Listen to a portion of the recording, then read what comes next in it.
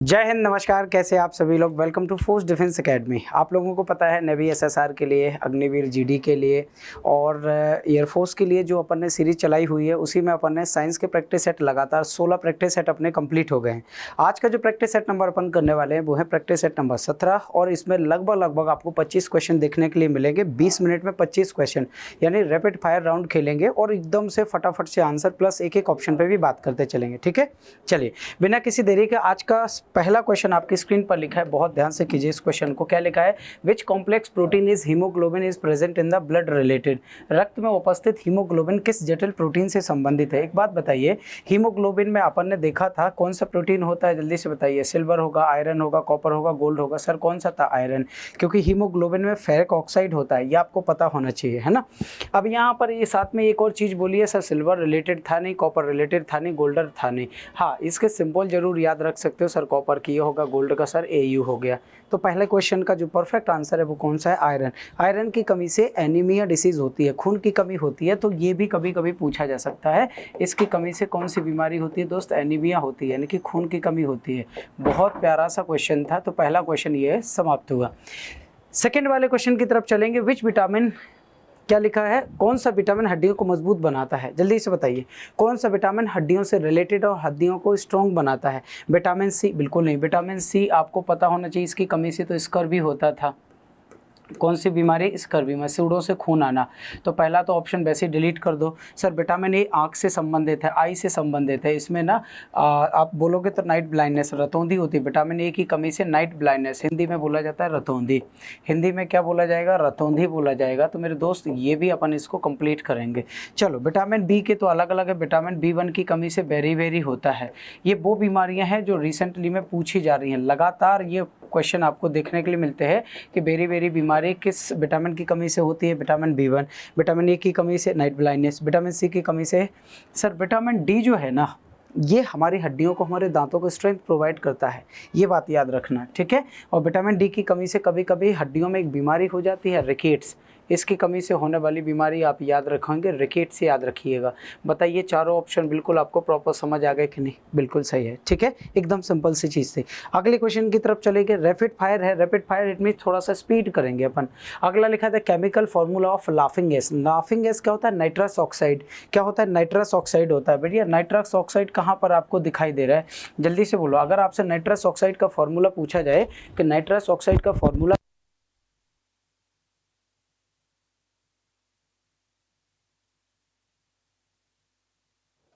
ठीक है, जल्दी से बोलो। मैंने आपको क्या बोला है?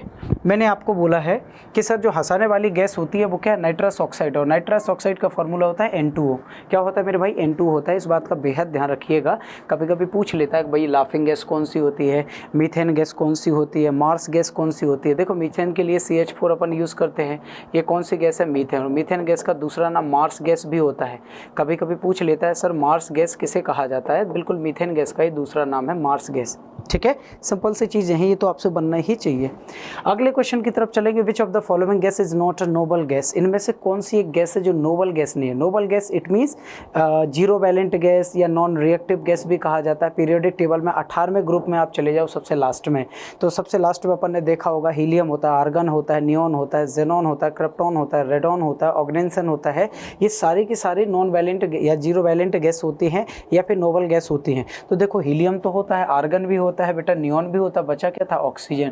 अरे बचा क्या था मेरे भाई? ऑक्सीजन। हाँ, ये जो हीलियम होता है ये लाइटेस्ट नोबल गैस है, सबसे हल्की गैस, सबसे हल्की लाइटेस्ट नोबल गैस, सबसे हल्की अक्रिय या नोबल गैस अगर आपसे पूछा जाता है, बिल्कुल आप हीलियम को लगा के आओगे। किसको लगा के आओगे? हीलियम को। सबसे भारी पूछे तो रेडॉन होती है इनमें, लेकिन ओवरऑल अगर पूछे कि सबसे हल्की गैस कौन सी होती है? हाइड्रोजन होती है। अगले क्वेश्चन में चलेंगे। Which instrument is use to observe, क्या लिखा है? Celestial object. आकाशीय पिंडों को देखने के लिए किस उपकरण का उपयोग किया जाता है? बेटा ध्यान से सुनो, आकाशीय पिंडों को देखने के लिए, दूर को देखने के लिए अपन टेलीस्कोप का उपयोग करते हैं। किसका उपयोग करते हैं? टेलीस्कोप का उपयोग करते हैं। ये तो सिंपल सी चीज़ थी। बायोस्कोप हो नहीं सकता। माइक्रोस्कोप से तो छोटी छोटी चीज़ों को ऑब्जर्व करने के लिए किया जाता है, तो ये भी हटा दो।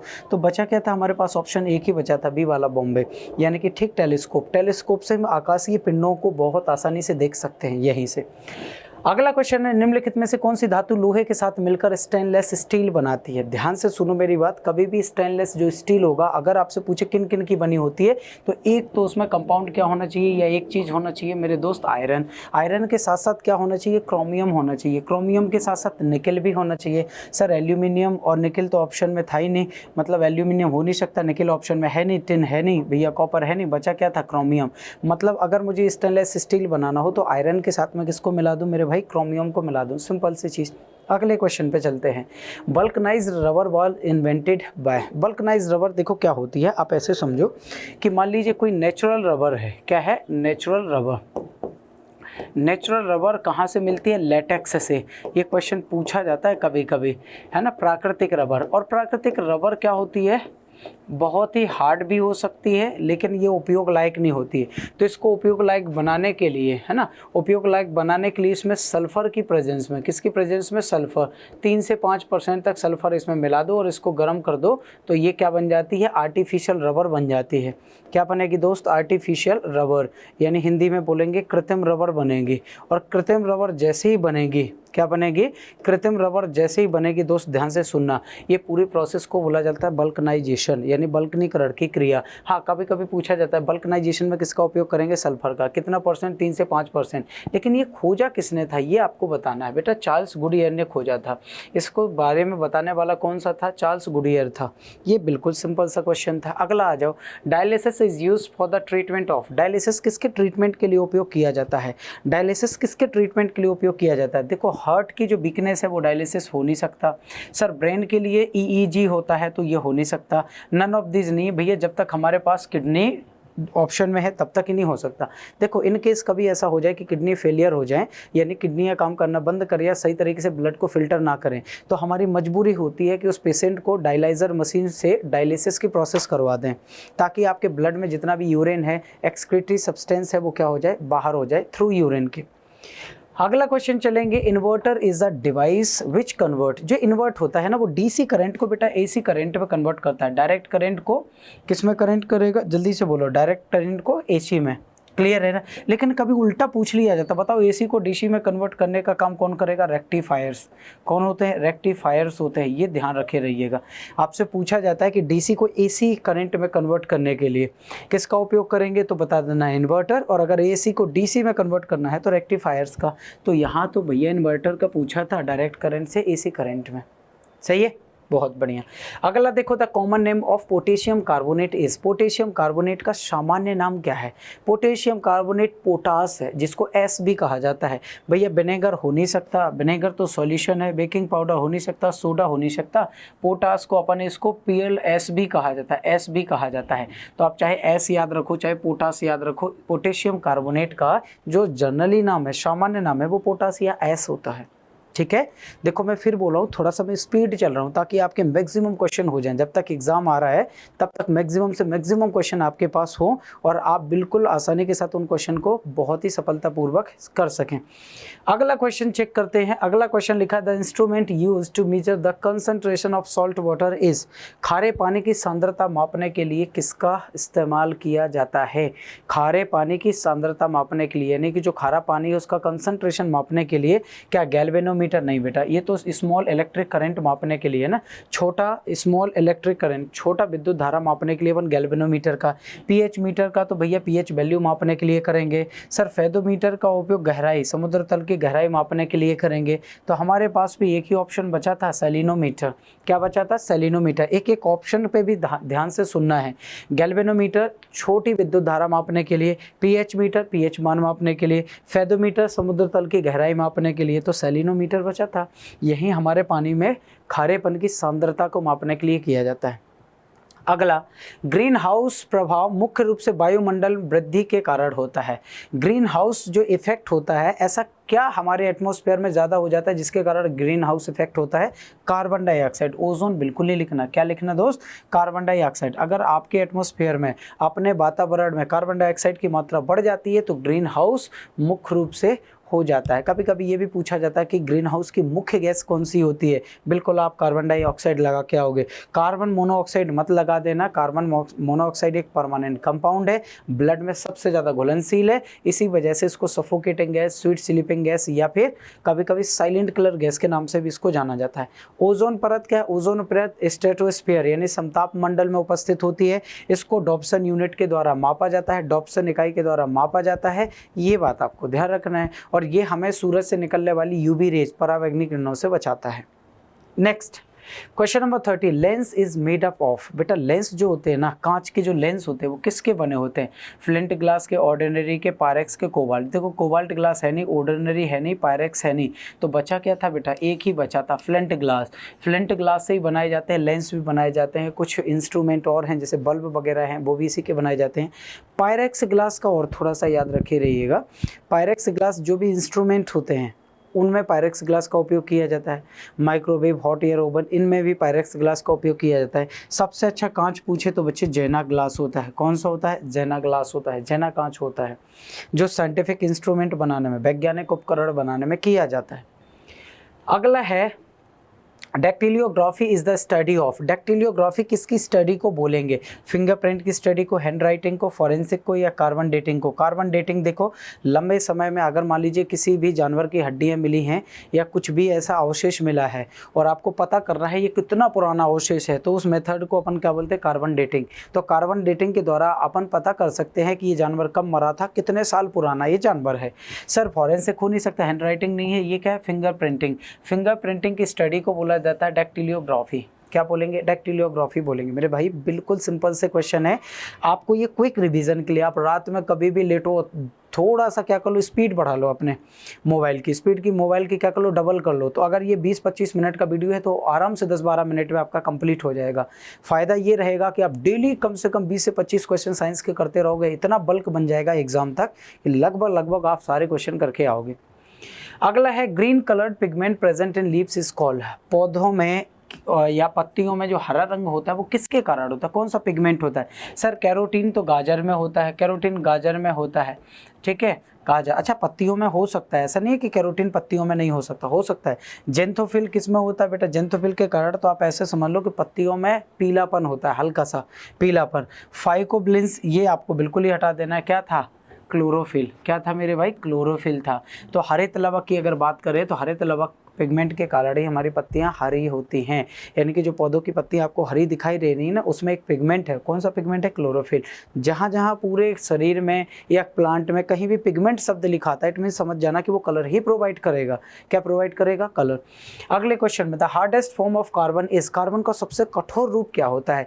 देखो बिल्कुल ध्यान से सुनिए, बिल्कुल बच्चों वाले क्वेश्चन है, 6वीं-7वीं क्लास के हैं। कार्बन का सबसे कठोर रूप कौन सा होता है? डायमंड होता है। और इसी को कार्बन का सबसे प्योर रूप भी कहा जाता है, सबसे शुद्ध रूप। सबसे शुद्ध रूप किसको कहा जाता है? डायमंड को। कोल हो नहीं सकता, चारकोल हो नहीं सकता, ग्रेफाइट नहीं हो सकता। हाँ ग्रेफाइट का उपयोग पूछा जा सकता है बेटा। इसकी स्ट्रक्चर ऐसी होती है कि कुछ इलेक्ट्रॉन फ्री हो जाते हैं तो इसमें करंट फ्लो हो सकता है, और इसका उपयोग लीड पेंसिल है ना, जो भी लीड पेंसिल या पेंसिल की जो लीड होगी उसको बनाने में किया जाता है। साथ ही ग्रेफाइट का उपयोग लुब्रिकेशन के तौर पे भी किया जाता है। लुब्रिकेशन मतलब स्नेहक के रूप में, स्नेहक के रूप में। घर्षण को कम करने के लिए अपन लुब्रिकेशन का उपयोग करते हैं, वहाँ ग्रेफाइट का उपयोग कर लो। हाँ एक और है, ग्रेफाइट का उपयोग न्यूक्लियर रिएक्टर में एज अ मॉडरेटर के रूप में भी किया जाता है। अगला question number 17, naturally occurring acid present in tamarind is. इमली में पाया जाने वाला एसिड पूछा गया आपसे बेटा। ऑक्जेलिक एसिड तो टमाटर में होता है, ये तो टमाटर का है, ऑक्जेलिक तो टमाटर का है, हटाओ। सर एस्कॉर्बिक एसिड खट्टे फलों में, आप ऐसे लिखो संतरा वगैरह में एस्कॉर्बिक एसिड होता है। सर टैनिक एसिड तो चाय में होता है, यानी कि टी में होता है, चाय में टैनिक होता है। तो बचा क्या था? Tartaric acid. टार्टेरिक एसिड इमली में पाया जाने वाला अम्ल है, ठीक है, वेरी गुड। 18वां चलो, the full form of DNA. DNA का फुल फॉर्म क्या होता है? सभी को पता होना चाहिए, डीएनए का, आरएनए का और एटीपी का। डीएनए का फुल फॉर्म होता है डीऑक्सी राइबो न्यूक्लिक एसिड। क्या होता है? Deoxy ribo nucleic acid. एक और ध्यान से सुनिए, डीऑक्सी राइबो न्यूक्लिक एसिड के साथ साथ कभी आरएनए का फॉर्म पूछा जाए तो राइबो न्यूक्लिक एसिड, एटीपी का पूछा जाए तो एडिनोसिन ट्राइफॉस्फेट, एडिपी का पूछे तो एडिनोसिन डाइफॉस्फेट। सही है ना। तो फुल फॉर्म भी आ सकते हैं और आपको पता होना चाहिए। पूछ ले डीएनए में कौन सी शुगर होती है, डीऑक्सीराइबोस शुगर होती है। अगला आ जाओ, polio is the caused by, polio किससे फैलता है, पोलियो किससे फैलेगा, प्रोटोजोआ से, वायरस से, बैक्टीरिया से, फंगस। बेटा फंगस है नहीं, बैक्टीरिया है नहीं, प्रोटोजोआ है नहीं, कौन सा है, पोलियो, पोलियो वायरस से होता है। पोलियो किससे होता है, पोलियो वायरस से होता है। ध्यान से सुनिएगा, पोलियो के लिए एक प्रोग्राम चलाया गया था PPIP, कब चलाया गया था, 1994। PPI का फुल फॉर्म होता है पल्स पोलियो इम्यूनाइजेशन प्रोग्राम, और इसी के तहत 2 बूंद जिंदगी की जो नारा दिया गया था ना, और लगातार तभी से ये क्या किया जा रहा है, पोलियो की दवा पिलाई जा रही है ये प्रोग्राम के तहत। अगला question number 20, Rutherford alpha particles scattering experiment was responsible for the discovery of, Rutherford के अल्फा कण प्रकीर्णन प्रयोग से किसकी खोज हुई थी। रदरफोर्ड ने एक्चुअली में देखो ध्यान से एटॉमिक न्यूक्लियस की खोज कर दी थी। किसके, एटॉमिक न्यूक्लियस जो परमाणु नाभिक होता है उसकी खोज कर दी थी। किससे, अल्फा पार्टिकल स्कैटरिंग एक्सपेरिमेंट से। और ये एनडीए में भी पूछा जा चुका है, ये एसएस नेवी SSR के लिए भी इंपॉर्टेंट है। जहाँ जहाँ आप चाहे एयरफोर्स की बात करें चाहे अग्निवीर की बात करें, ये बहुत अच्छा क्वेश्चन है।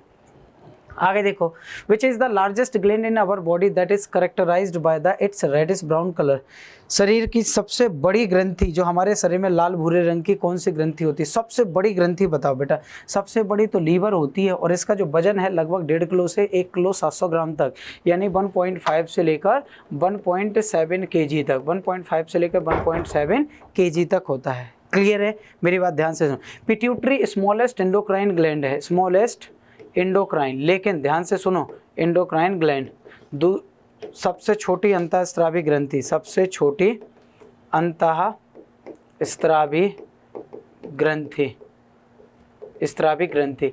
बट इससे पहले ऑप्शन में पीनियल चेक कर लेना, अगर पीनियल है तो सबसे पहले नंबर पे पीनियल लगाना, नहीं तो सेकंड नंबर पे आपको पिट्यूटरी ही लगाना है। क्या लगाना है, पिट्यूटरी लगाना है। ये पैंक्रियाज होता है, ये क्या होता है, मिश्रित ग्रंथि होती है। थाइमस ग्रंथि को बोला जाता है बुढ़ापे की ग्रंथि, और ये चेस्ट में होती है भाई। Question number 22, which acid is present in the ant sting, चींटी के डंक में कौन सा अम्ल होता है। टार्टरिक तो भैया इमली में था, बोलो बिल्कुल सही है सर, इमली में था। लैक्टिक एसिड खट्टी चीज़ों में जैसे नींबू वगैरह, दही में, दही में लिख लो बेटा, है ना, दही में।